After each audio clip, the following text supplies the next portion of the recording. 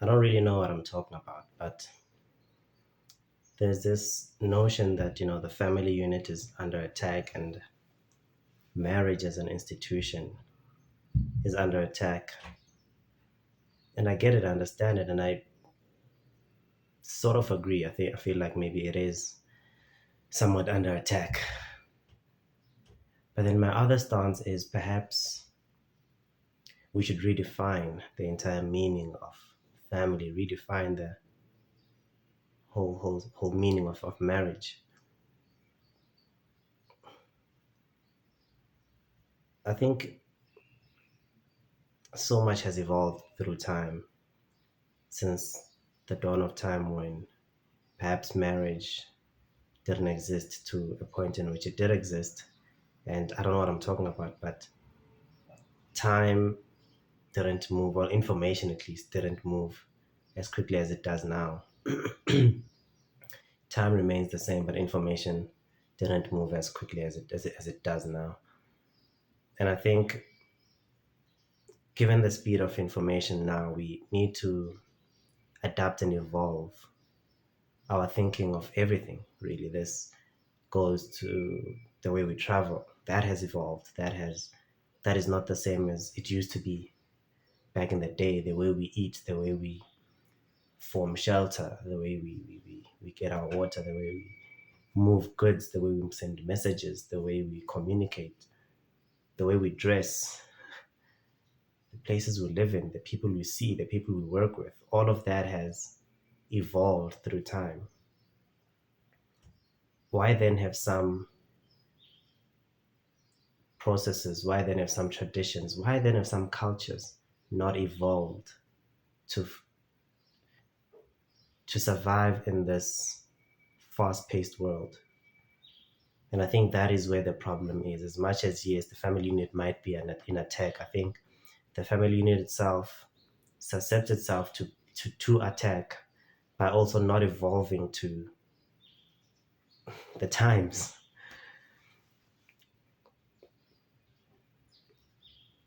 Historically, the life expectancy of human beings was a lot lower, was very low. And that'll mean that the amount of time, the duration of a marriage used to be low, used to be small.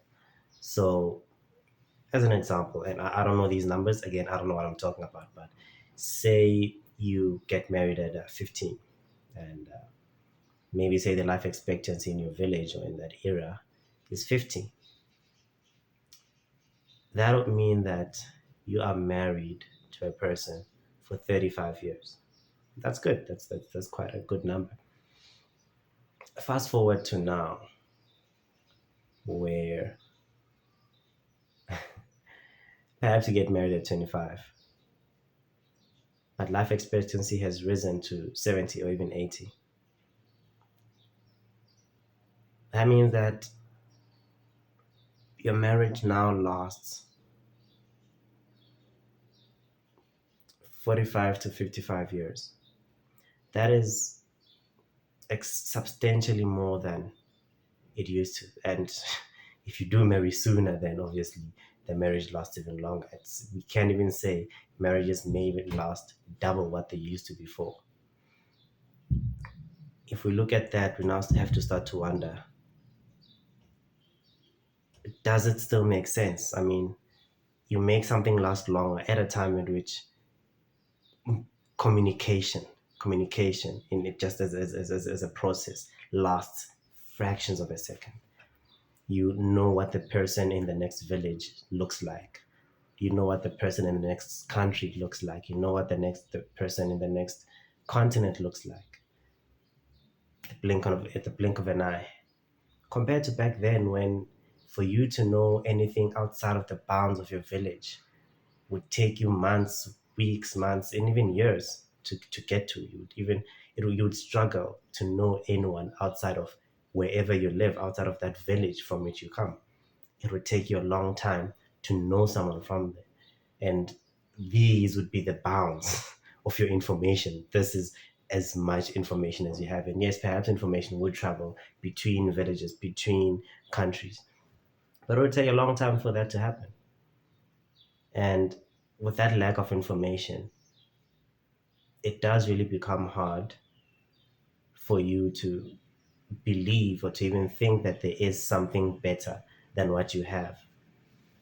In this day and age, it's hard to think, it's hard to even find something that is better than everything else, because today something is, you find something and it's better than everything you know. Tomorrow you find something that's better than everything you know, even that what which you thought was better yesterday. And the next day, and it keeps on happening at such a high pace that it makes you wonder, how feasible is it for the human mind to stay concentrated, to stay focused, to stay committed to this one person? And even if it is a polygamous situation, which you stay focused and interested and committed to a group of people, how feasible is that? Is it a harmonious exercise? Is it still a reasonable tradition? And that's where I think we need to start sitting down and start looking at how that works. And this does not even just apply to just relationships. This should even also apply to things like education. The way that we are able to process information now, maybe we've been able to process information that quick, I don't know, but we now have access to it much quicker. So we are now able to learn it much quicker.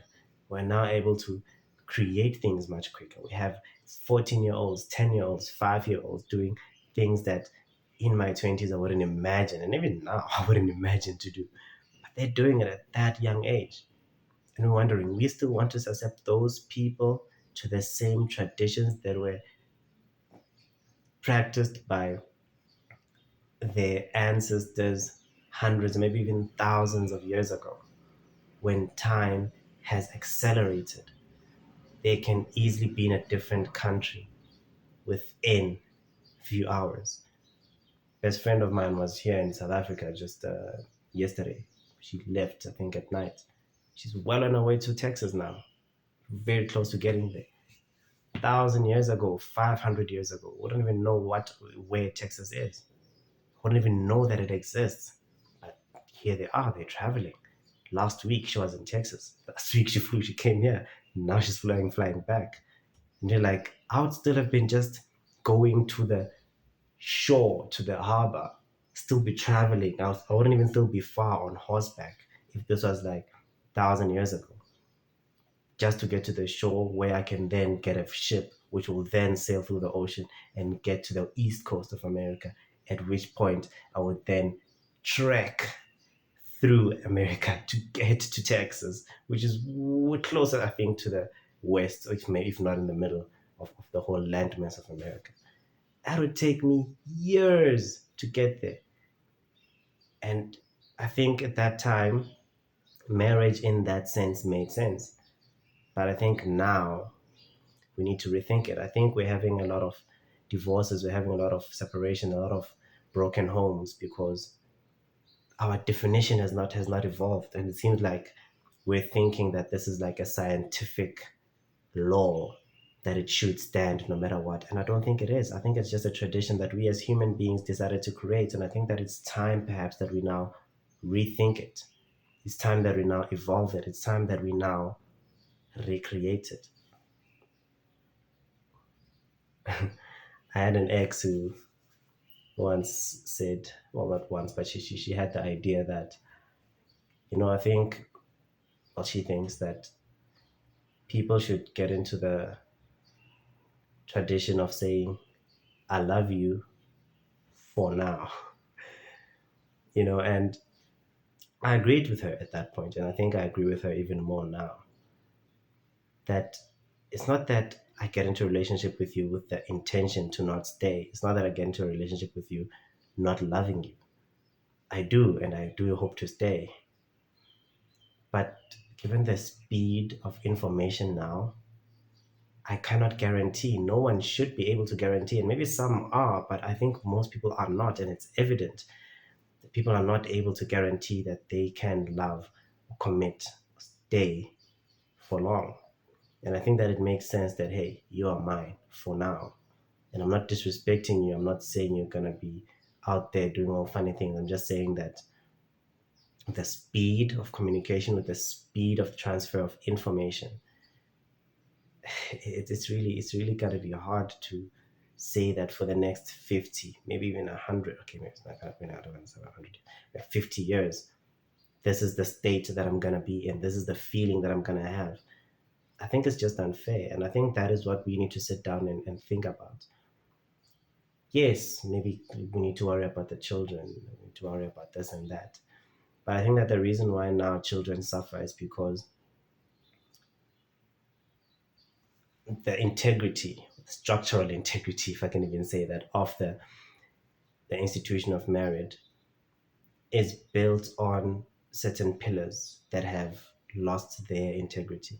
So because they break so viciously, the kids then suffer.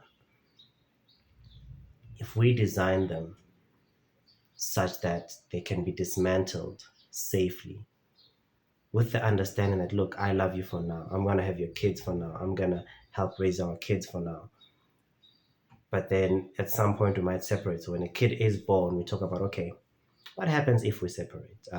What happens to this kid? And we discuss that, and we don't act as if that may not, that's never going to happen. We know it might happen. We know it's a high possibility that it happens. So let's discuss it now, such that if and probably when it happens, we know that that part has been taken care of. We've spoken about that part. There's no need for us to now sit down and go to court and discuss, yeah, but the child, yeah, but you must come with me. But no, no, no. We've discussed that already. We already know what happens to that. We're just waiting that perhaps one day this thing is coming. And no, this is not necessarily one planning for failure. This is more one preparing for it. And again, it might sound like I'm being anti-marriage, and but our whole lives are based on insurance. We have car insurance, we have housing insurance, we have business insurance, we have insurance for our cell phones, we even have life insurance on our partners, because we're saying they might die before me, and if they do, let me be protected. If my house gets damaged, let me be protected. If my car gets damaged, let me be protected. Why not are we saying, well, this marriage thing doesn't work the way it used to? It may not last. So can we prepare for it in case that happens? I mean, it could be that death comes before separation, but then can we now adapt it to the way we live now? But again, I don't know what I'm talking about.